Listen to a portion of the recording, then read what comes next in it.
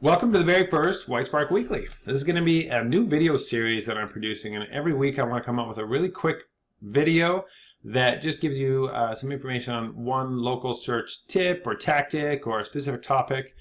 And the production quality on this first one is going to be pretty basic, but in the future maybe I'll step it up with better lighting and some kind of space backdrop or something. But you got to start somewhere. If you've ever seen Rand Fishkin's first Whiteboard Friday, you can see where he started and where they've come to now. So I'll post a link to the first Whiteboard Friday in the show notes. It's pretty entertaining to watch now. But yeah, this is where I'm starting. And the very first topic I want to talk about is, did you know that you can use a call tracking number on your Google My Business listing? You totally can. It'll work, and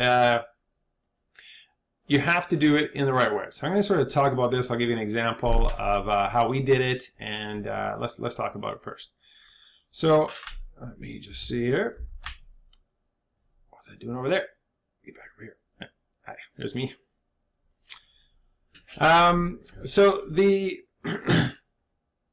we have this legal client, and they were ranking very well in the local pack, but it was their practitioner listing that was ranking. This is not that specific example.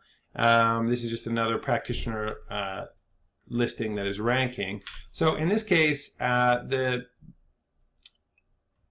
phone calls that the business was getting on this listing was going right to the lawyer's desk. He didn't want that. He wanted all the calls to go to the front office where the reception could answer them.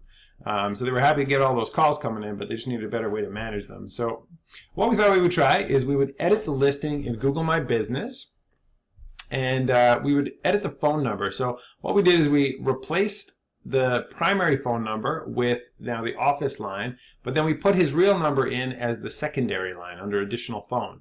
So what happened was we did that. We made the change. So the main phone number on the listing was now the main office line, and all the calls started going to the right place, and his rankings didn't change at all. There's no problem at all with the rankings.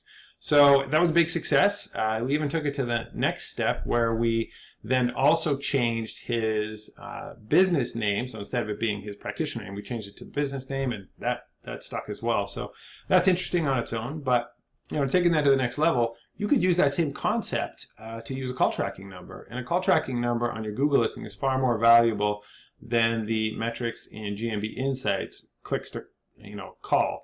Those numbers are basically only on mobile, and so you're going to miss a lot of the actual calls. And so to get a real sense of how effective your Google listing is at driving business, having a call tracking number on that listing is very good. So you can put the call tracking number in the primary phone, and then in the first additional phone, put the real business phone number. That'll make sure that all your business listings kind of stay connected with the GMB listing, and you shouldn't have any citation consistency problems. Taking that another step, it really raises the question, can you use the same concept? So let's say the business has had a couple other phone numbers they've used in the past, and you've got business listings all the way out there that have the old phone number.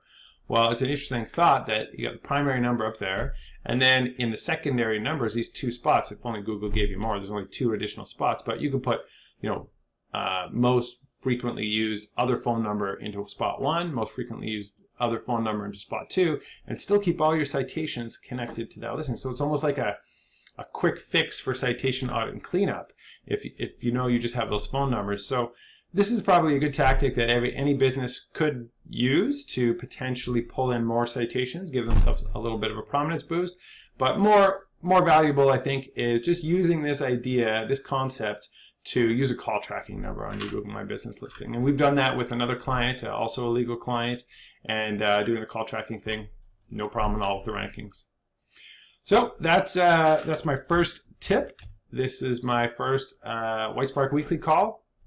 And so I hope that you got some value out of that, and I hope you'll join me next week for another one of these. All right, thanks everybody. See you later.